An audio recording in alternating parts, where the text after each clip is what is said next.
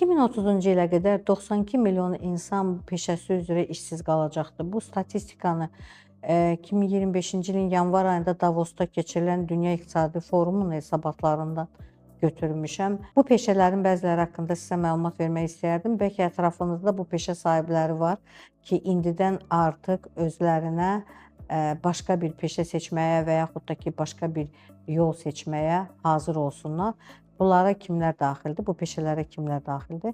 Birinci, kassirlər. Burada bilet və marketlərdəki kassirləri də nəzərdə tuturuq.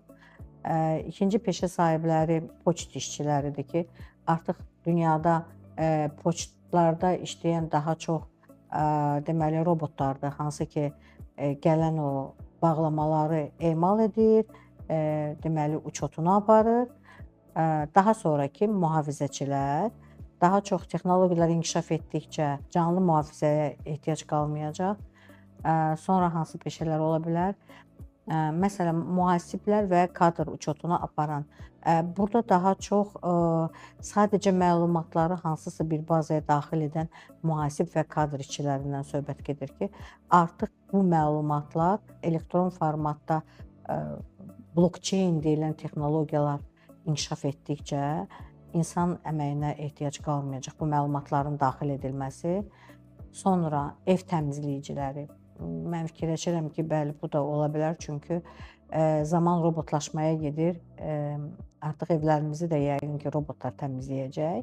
Daha sonra bank əməliyyatçıları, yüksək texnologiyalar inkişaf etdikcə bu peşəyə də lüzum qalmayacaq.